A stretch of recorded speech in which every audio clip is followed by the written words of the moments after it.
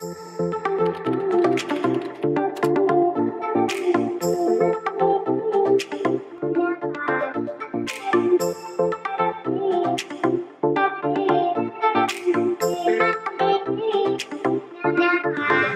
des axes de réflexion pour pouvoir remédier à la première question posée.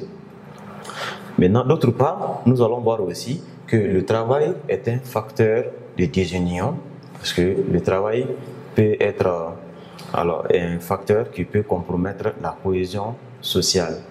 Et dans ce cas, nous allons évoquer maintenant l'apport du marxisme, notamment le capitalisme, l'aspect du capitalisme qui va provoquer une situation d'inégalité entre la masse laborieuse qui est le prolétariat et la bourgeoisie.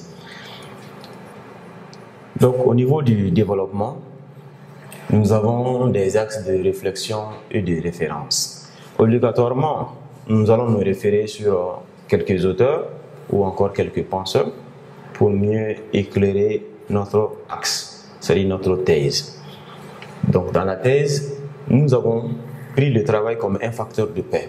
En un premier temps, nous allons démontrer que le travail est un facteur de paix parce que le travail peut promouvoir la paix entre les nations. Comment le travail pourrait être un facteur de paix? Maintenant, nous allons, à travers les arguments, démontrer comment le travail devient un facteur de paix. Le travail unit les hommes. Alors, cette affirmation semble convenir à Martin Luther King. Le travail, en tant qu'activité intellectuelle et physique exercée par l'homme pour subvenir à ses besoins, peut être un facteur de paix.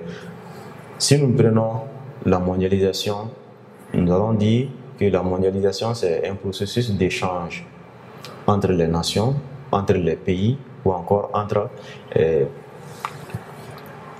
les pays forts et les pays faibles en termes de compétition. Donc, cette mondialisation a des effets positifs comme elle a aussi des effets négatifs. Alors, ici, nous allons nous focaliser sur le facteur du travail qui va favoriser la paix. Donc, pour qu'il y ait véritablement de paix, alors il faut que les États ou encore les pays rentrent dans un système d'échange. Parce que Montesquieu même l'a dit ici, si un pays a intérêt à vendre, notamment, l'autre pays aussi a intérêt à acheter. Donc, le travail qui unit les hommes, ça veut dire tout simplement que le travail est devenu maintenant un facteur qui va unir les hommes. Parce que si nous prenons l'aspect du commerce, l'échange entre les pays du Sud et les pays du Nord est bien naturel et nécessaire.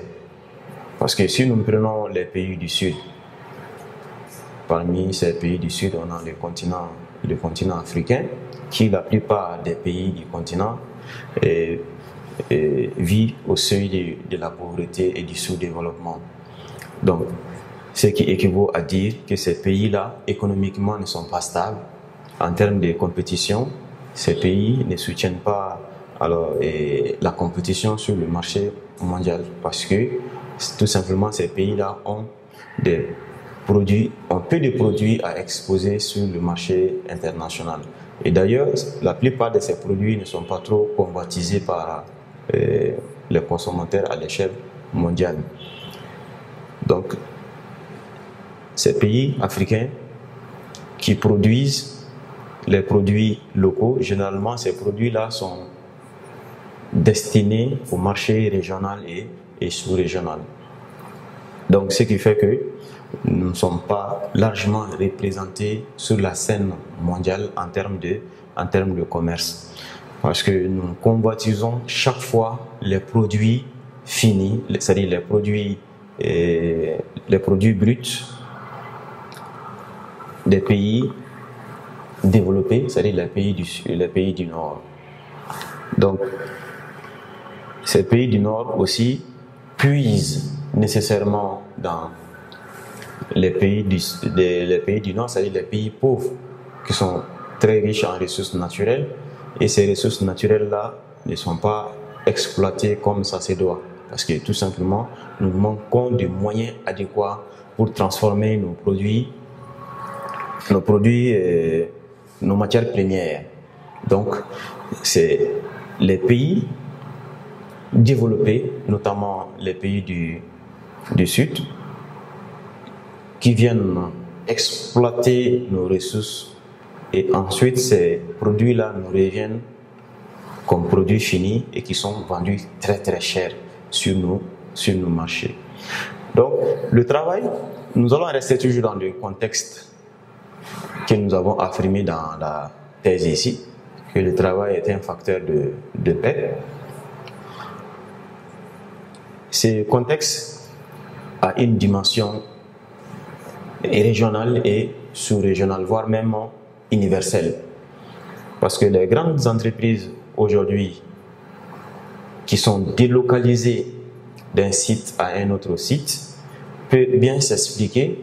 Par exemple, en Chine, les industries américaines qui sont représentées en Chine sont quelquefois délocalisées.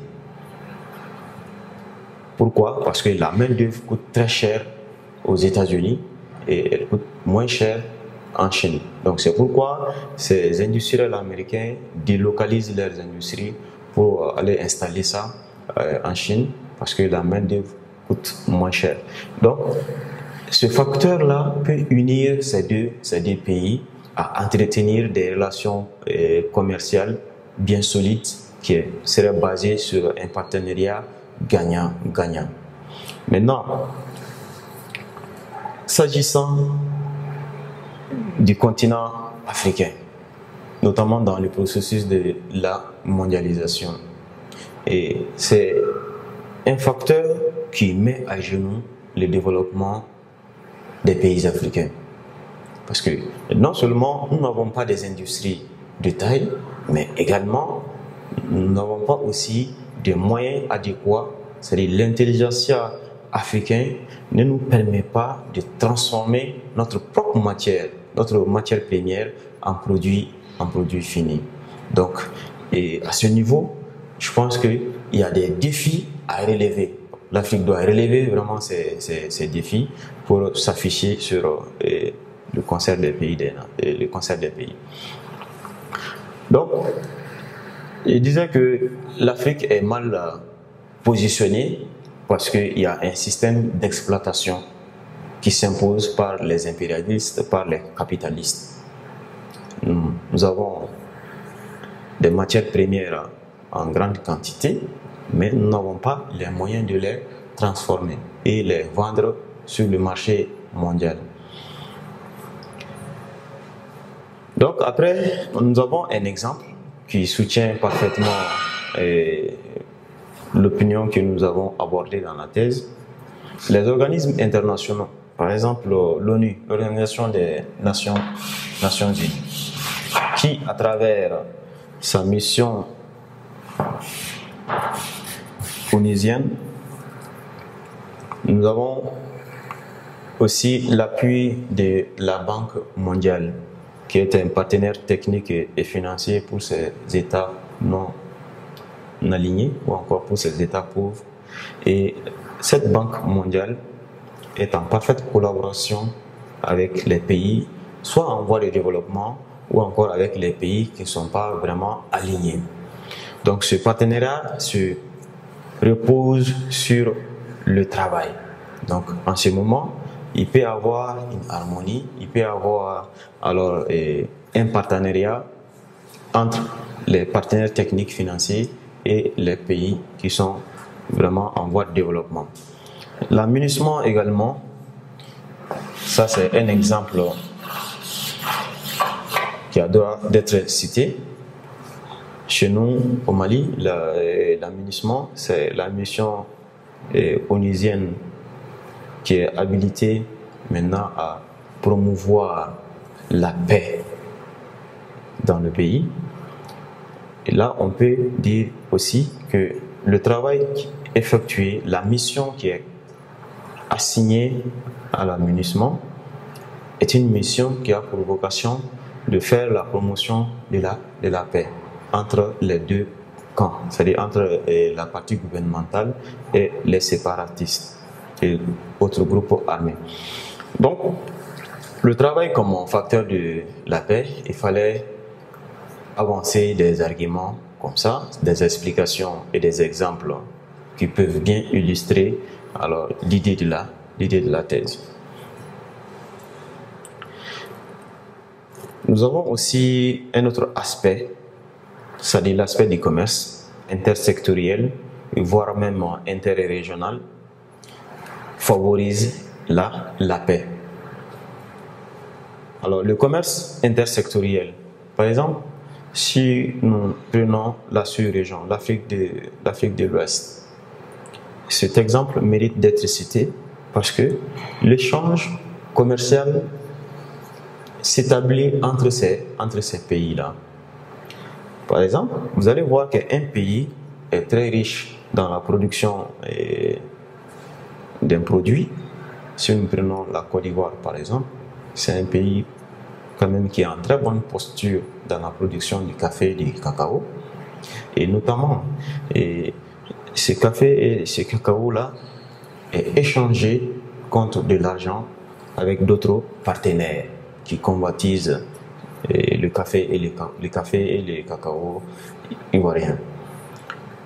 Et quant au Mali, nous sommes vraiment aussi en bonne posture dans la production du coton et de l'or.